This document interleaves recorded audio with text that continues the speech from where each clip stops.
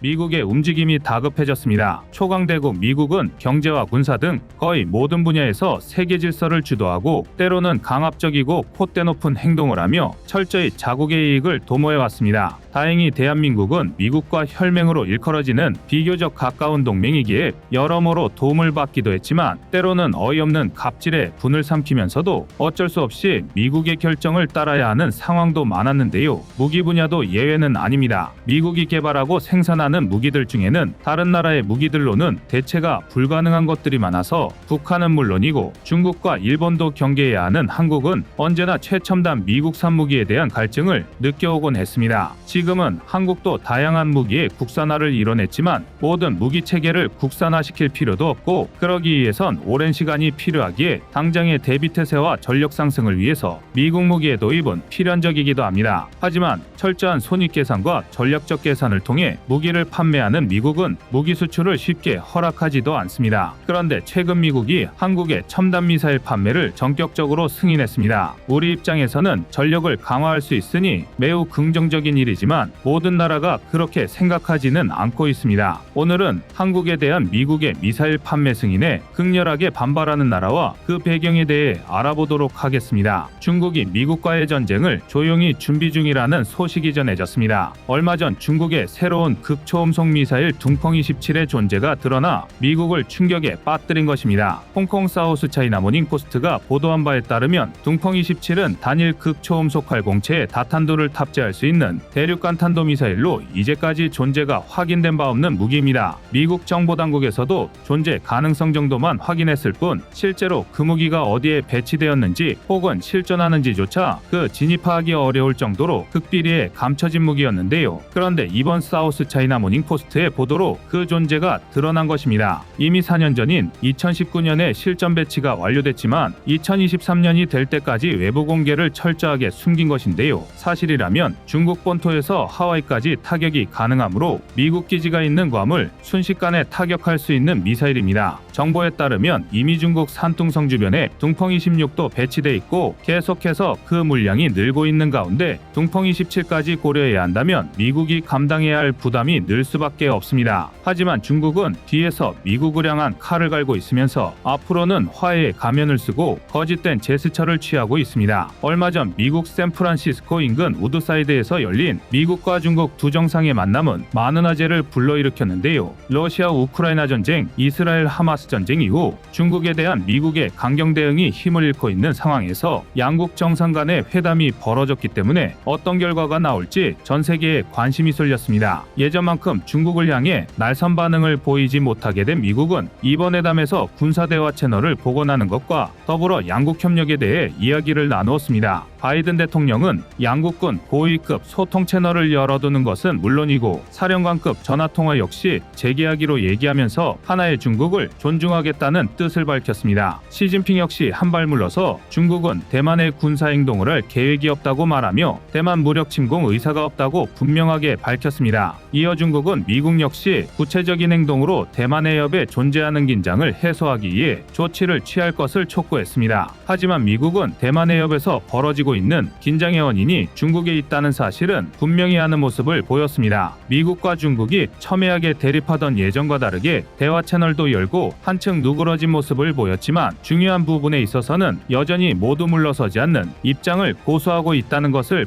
보여주었습니다. 또한 중국이 말과는 다르게 언제 입장을 번복할지 모르는 일이기 때문에 미국은 중국의 기습에 대비해야 하는데요. 결론은 단 하나였습니다. 중국을 견제하는 데 가장 효과적인 수단을 택한 것인데요. 바로 대한민국을 첨단 미사일로 무장시키는 것입니다. 그리고 이 계획의 일환으로 최근 한국의 SM-6 함대공 요격 미사일 판매를 승인했습니다. 한국 정부가 요청했었던 6억 5천만 달러 규모의 SM-6 미사일 구매 요청을 허가하기로 결정한 것인데요. 모두 FMS 방식으로 도입되며 한국에 판매될 SM-6 미사일과 관련 장비들은 모두 6억 5천만 달러 규모인 것으로 알려졌습니다. 방위사업청은 해군의 차세대 이지스 구축함인 KDX-3에 탑재할 SM-6 미사일 도입 사업을 진행했었고 있었고 최종 승인을 거치면 38기의 SM-6 미사일을 보유하게 됩니다. SM-6 미사일은 우리 해군이 오랫동안 요구했던 무기체계인데요. 그도 그럴 것이 이지스함을 운용하면서 북한의 탄도미사일 발사 등은 탐지할 수 있었으나 마땅한 요격체계가 없었던 것입니다. 그래서 반쪽짜리 이지스함이라는 비판도 받았었지만 SM-6 미사일이 이지스함에 탑재되면 이지스함이 드디어 본연의 임무를 다할 수 있게 됩니다. SM-6 미사일은 한국의 대공방어 능력을 비약적으로 강화시키는 계기가 될 것으로 기대되고 있는데요.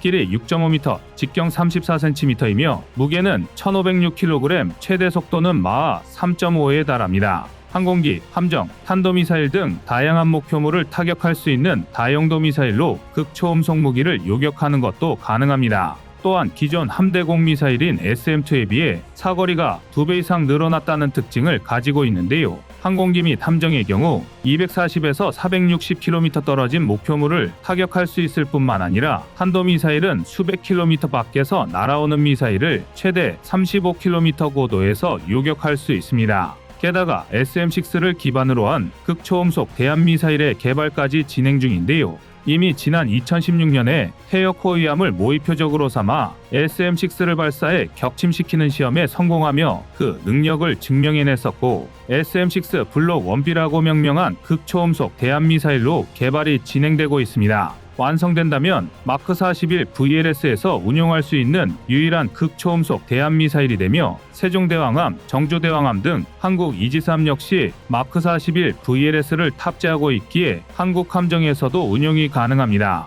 이처럼 SM-6는 미국이 가장 믿을 수 있는 동맹국들에게만 제공하는 강력한 방패이자 창이라고 할 수 있는 무기라고 할 수 있습니다. 그런데 일각에서는 이번 SM-6 도입이 명목상 알려진 북한 미사일 방어가 아닌 다른 목적이 있었기 때문에 가능했던 것이라는 주장이 제기되고 있는데요. 특히 미국이 SM-6 미사일을 한국에 판매한 시점이 둥펑 26과 둥펑 27의 존재에 대해 미국이 의식한 시기와 맞물렸다는 점에서 이 SM-6가 북한이 아닌 중국을 겨냥한 수출이라는 추측이 나오고 있습니다. 공교롭게도 SM-6 미사일은 둥펑 26 미사일 타격의 최적의 무기인데요.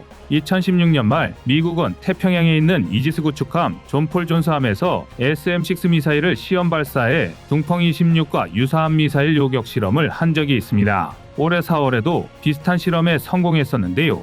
미국 미사일 방어청에 따르면 알레이버크급 이지스 구축함에서 발사한 SM-6 미사일이 둥펑 26과 유사한 스펙의 미사일을 요격하는 데 성공했다고 합니다. 미군은 이번 실험을 통해 SM-6의 실효성을 다시 입증했다고 밝히며 다분히 중국을 의식하는 모습을 보였습니다.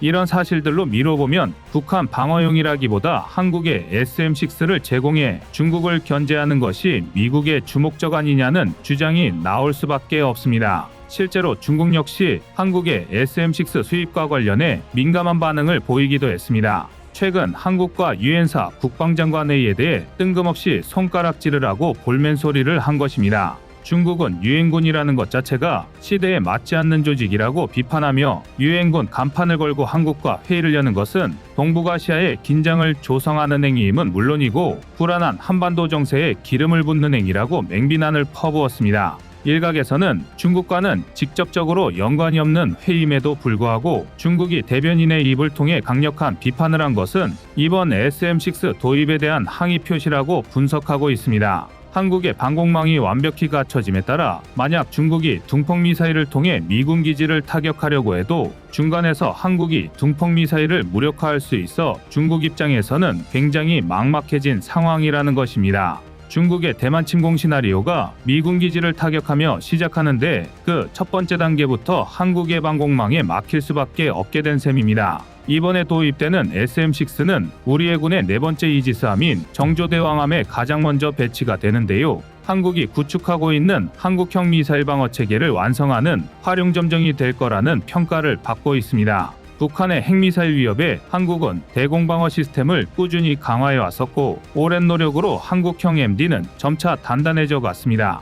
중국의 협박에도 물러서지 않고 도입한 사드는 물론이고 패트리어트 미사일 배치, 장거리 대공 미사일인 LSAM 개발에 돌입해 유의미한 성과를 거두었습니다. 미국제 방공무기와 국산 무기를 섞어 그 어떤 탄도미사일이라도 요격할 수 있는 방어체계를 구축해 나간 것입니다. 실제로 올해 6월에 있었던 국산 장거리 지대공 미사일 LSM의 네 번째 시험 발사가 성공하면서 고도 40에서 60km에서 비행하는 적탄도미사일을 효과적으로 방어할 수 있는 수단을 확보하게 되었습니다. 고고도에서 날아오는 미사일은 사드를 이용해 타격하고 중고도인 40km 지점은 패트리어트 미사일로 요격하는 등 전 고도에서 방어할 수 있는 통합체계 구축이 가능해졌습니다. 하지만 15에서 35km 사이에 약간의 방어 공백이 있다는 문제점이 있었는데요. 이번에 도입이 결정된 SM-6는 이 구간을 커버하는 미사일로 이지스 체계에 통합되면 한반도 전역에서 물샐 틈 없이 전 고도를 커버하는 방공망을 완성할 수 있게 됩니다.